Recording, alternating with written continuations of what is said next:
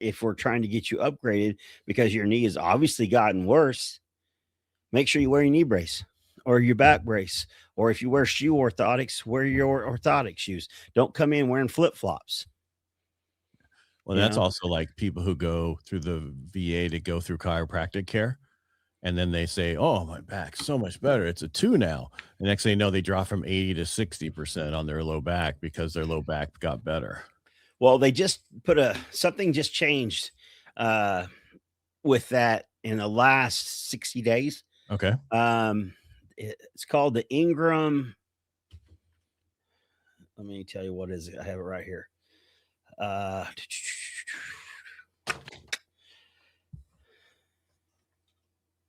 Johnny, you're gonna be on speed dial with me, just so you know. yeah, it's called Ingram and Collins.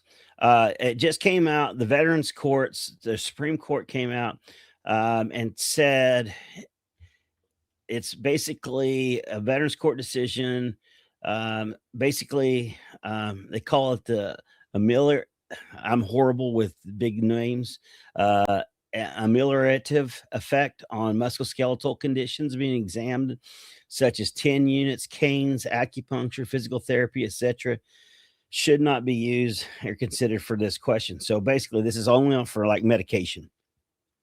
So does the veteran report Oh, that's the taking? new thing. If you're taking medication, then it's better, right? Yeah, and so or whatever. So do you know, You same have to thing. use that. You have to if you're taking medication, they have to take into effect how much that's making you feel better so you can do things.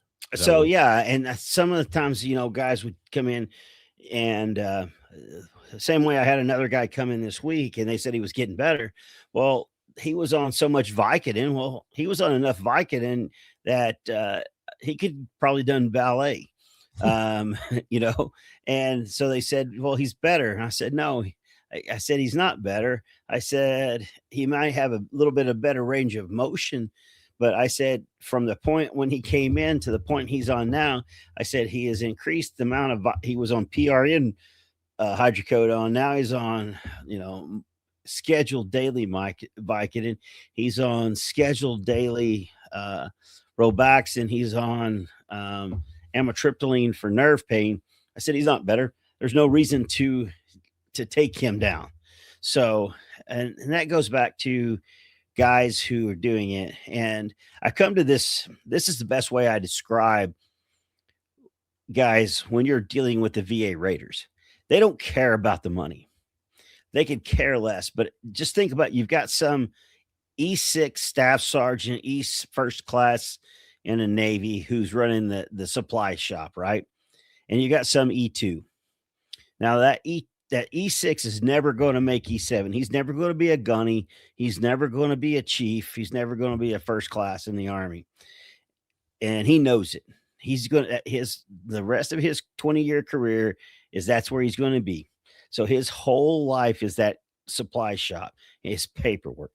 He wants all about his paperwork. And so he's got some E2 who all he cares about is not getting his butt chewed, making sure he's got enough to drink beer and whatnot and car payment because he lives in the barracks and whatnot. And so then here you are, you go in to turn in. Well, you were probably in the service. You remember the shelter half they used to have, the Marines used to have? It was a tent, 2-man tent. I'd get half and you'd get half, snap it together. You had to have 3 tent poles, a rope, the shelter half, and 5 orange tent stakes. Now you go to turn it in, it doesn't matter what kind of shape it was, as long as you had all the pieces, right? But you go to turn it in and he's counting it off. There's 3 tent poles. That rope used to be 3 foot long, now is a foot long. Looks like Wolverine or a bear just shredded that thing to pieces. But 1, 2, 3, 4. Hey man, hey doc, where's your 5th tent stake? Man, I don't know. Well, I need 5 tent stakes.